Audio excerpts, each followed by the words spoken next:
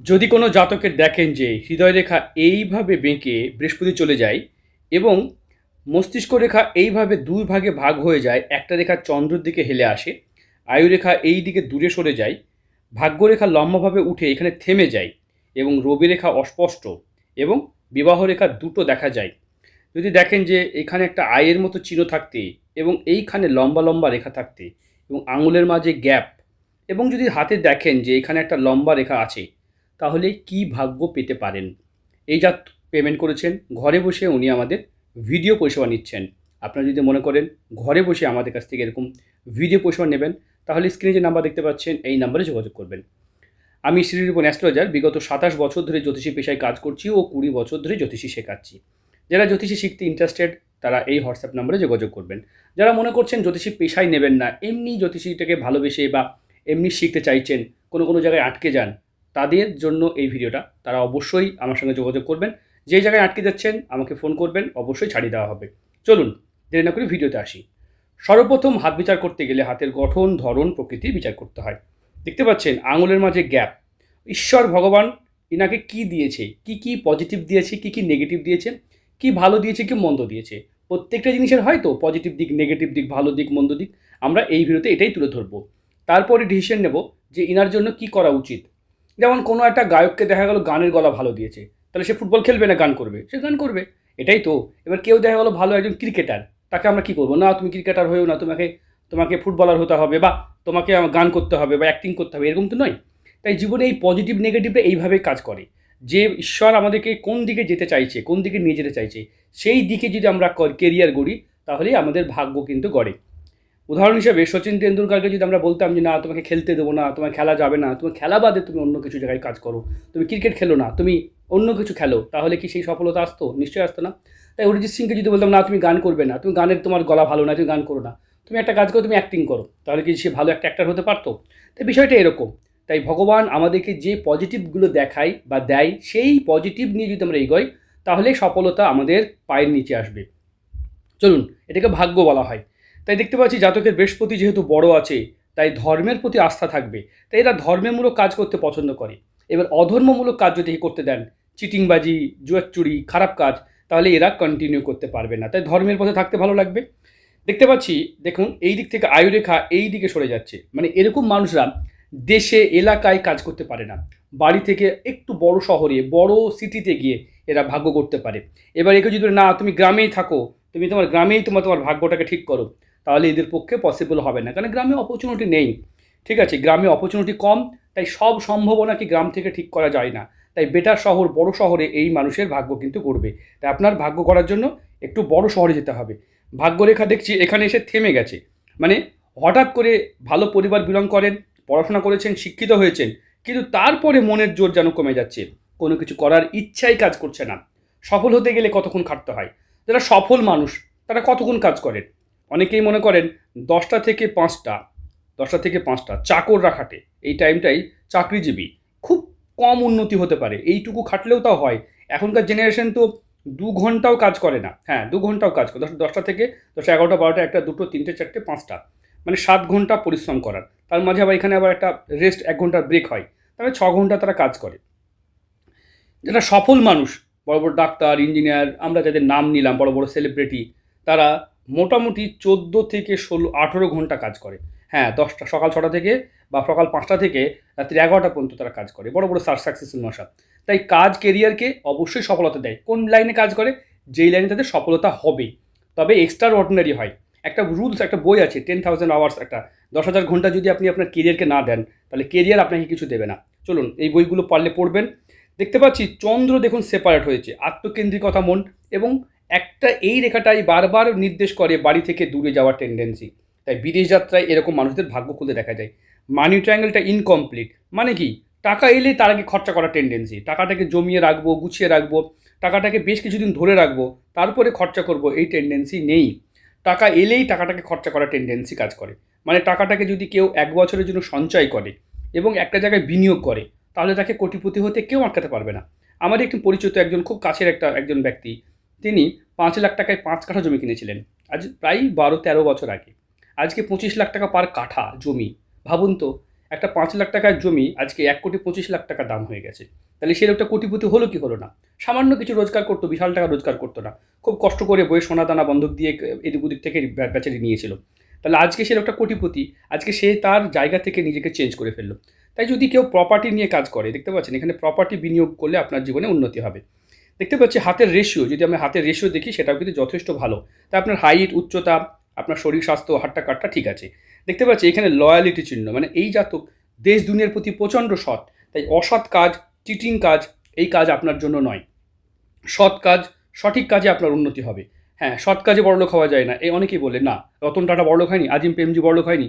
তাই পৃথিবীর বহু মহা মানুষ সৎ পথে থেকেও, মহান কাজে থেকেও বড়লোক হয়েছেন। তাই এরকমটা নয় যে বড়লোক হওয়া যায় না। হ্যাঁ, ভুল ধারণা, এই ভুল ধারণাগুলো কাটান। এটাকে আই সাইন বলা হয়। শেষ বয়সে প্রচুর টাকা উপার্জন করার চিহ্ন সে ধরা হয়। কামবাসনার প্রতি বেশি অ্যাক্টিভ হয়ে যাচ্ছেন। সেক্স বা কামবাসনা এটা কিন্তু অত্যন্ত হাই আছে। তাই শুক্র আপনার লাক্সারি এবং প্রেম ভালোবাসার দিকে বেশি অ্যাক্টিভ করবে। এই জায়গাটা কন্ট্রোল করতে হবে। কতদিন পর্যন্ত কন্ট্রোল করবেন? অন্তত পক্ষে এটা 25 পর্যন্ত তো কন্ট্রোল করতে হয়। যাই হোক, বয়স তো 24+ হয়েই গেছে, তাহলে তো হয়েই গেল আপনার জীবনে। দেখতে পাচ্ছেন আঙুলে ফাঁক, টাকা এলে খরচা করার টেন্ডেন্সি, এই জন্য টাকা থাকে না। এই হৃদয় রেখা যখন এইভাবে বড় হয়ে বৃহস্পতি চলে যায়, এরাও খুব বিনম্র ভদ্র হয়ে যায়।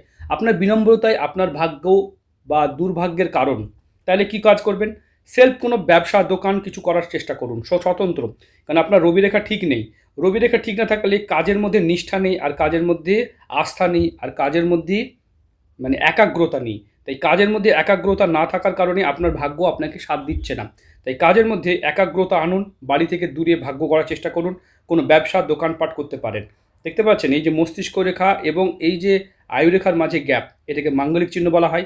স্বাধীন থাকতে ভালো লাগে, কারোর আন্ডারে কাজ করতে ইচ্ছা করে না। একটা দুটো ম্যারেজ লাইন, ইনফ্যাচুয়েশন, প্রেম, আবেগে, বন্ধুত্বতে আপনি কিন্তু বেশি মত্ত হয়ে যাবেন, যেটাও আপনার প্রবলেম। দেখতে পাচ্ছেন মস্তিষ্ক রেখা এই দিকে হেলে এলে আপনি মানসিক ডিপ্রেশনের মধ্যে পড়বেন।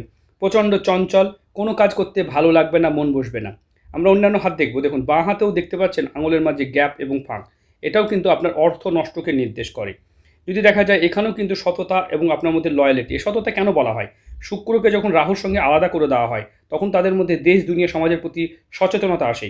এই দিক থেকে দেখতে পাচ্ছি রেখা এইভাবে উঠেছে। এটা কিন্তু বাম হাতটা আপনার তুলনামূলকভাবে ভালো। তাই এরকম কন্ডিশনে বলা যেতে পারে এরকম মানুষদের সবসময় দেখা যায় বিয়ের পর ভাগ্য খুলতে। হ্যাঁ, বিয়ের পর ভাগ্য খুলবে। দেখতে পাচ্ছেন এখান থেকে রেখা এই দিকে নেমেছে, এই দিক থেকে রেখা এই দিকে চলে গেছে, মানে মস্তিষ্ক রেখা দুভাগে ভাগ হয়ে গেছে। একটু বেশি ইন্টেলিজেন্সি কাজ করবে আপনার স্ত্রীর মধ্যে। দেখতে পাচ্ছেন এখান থেকে এই যে বিবাহ রেখা এখানে একটা এইভাবে কাজ করছে, এটা ডিস্টার্ব। যাই হোক, আমরা ভিডিও শুধুমাত্র শিক্ষা, নলেজ, জ্ঞান বা বোঝানোর জন্য করছি। এটাই কিন্তু মেন পরিষেবা নয়। ভিডিওটা দেখে আপনারা ফোন করবেন, কথা বলবেন, ওটাই কিন্তু মেন পরিষেবা। চলুন আমরা দেখি। এই যে জাতকের হাতের ছবি পাঠিয়েছেন, দেখুন এইখানে আমরা যা বিচার করলাম তাতে শুক্র ঠিক আছে, তবে এই জায়গাটা গর্ত হয়ে গেছে, মানসিক ডিপ্রেশন চলছে, মানসিক উদ্বেগ চলছে। আঙুলে ফাঁক আছে, তাই অর্থ থাকছে না। রবি রেখা ঠিক নাই, তাই কাজের মধ্যে নিষ্ঠা নেই। আর মানি ট্রায়াঙ্গেল ঠিক নেই, তাই টাকা জমাতে ইচ্ছা করে না। টাকা কী করে খরচা করবো, এই দিকে মন চলবে সবসময়। ঠিক আছে। এবং বৃহস্পতিতে ক্রস থাকলে এরা কিন্তু সুখী পরিবার, সুখী হয়ে থাকতে ভালোবাসে। খুব বেশি হেডেক নিতে পছন্দ করে না। দেখুন চিন্তাধারা, যদি কারো মস্তিষ্ক রেখা এরকম জায়গা থেকে উৎপত্তি হয়, তারা খুব কুটিল চিন্তাধারার হয়ে থাকে। যাদের যাদের দেখবেন বৃহস্পতির ক্ষেত্র থেকে মস্তিষ্ক রেখা শুরু হচ্ছে, তাদের চিন্তাধারায় সৎ পথে, মানে কী করে পজিটিভ করব, ভালো করব, সমাজের জন্য করব, এরকম চিন্তাধারা তাদের মধ্যে অলওয়েজ কাজ করে। তাই এই চিন্তাধারা এই জাতককে সফল করে তুলতে পারে। ঠিক আছে, ভিডিও দেখুন, ভিডিওটা বুঝুন, ভিডিও দেখে আপনি আমাকে ফোন করবেন। দেখুন ভাই, আপনার হাতে স্পিরিচুয়াল চিহ্ন দেখতে পাচ্ছি, আধ্যাত্মিক চেতনার চিহ্ন সেটাও কিন্তু আসছে, এবং মস্তিষ্ক রেখা ঠিকঠাকই আছে। তবে আপনি শিক্ষা নিয়ে খুব বেশি কিছু করতে পারবেন না, কারণ রবি রেখা নেই। আপনি স্বতন্ত্র কোনো ব্যবসার দিকে যান, আপনার জীবনে বেশি সফলতা, বেশি সাকসেস আছে। কারণ আপনার এই যে আঙুলটি দেখুন, এই আঙুলটি ছোট, মানে আপনি খুব বেশি ইন্টেলিজেন্সি অ্যাপ্লাই করেন না জীবনে। ঠিক আছে, পড়াশোনা করেছেন, শিক্ষিত হয়েছেন, শিক্ষিত হলেও এরা কিন্তু ইন্টেলিজেন্সি মানে বুদ্ধিমত্তাকে খুব বেশি অ্যাপ্লাই করে না। হ্যাঁ, আপনি ব্যবসাতে আসতে পারেন, কোনো ধরনের ব্যবসা। আপাতত বলেন কী ব্যবসা করব? আরে কোনো দোকানে কাজ শিখুন না, কোনো দোকানে কাজ শিখুন। কাজ শিখে সেই কাজটাকে ব্যবসায় রূপান্তর করবেন। কেউ যদি ধরেন কোনো কাজ শিখতে চায়, তাহলে কী করা উচিত? অবশ্যই সেই কাজকে শিখে তবে করতে হবে। কাপড়ের দোকান করে ফেললেন, চলবে না? চলবে না।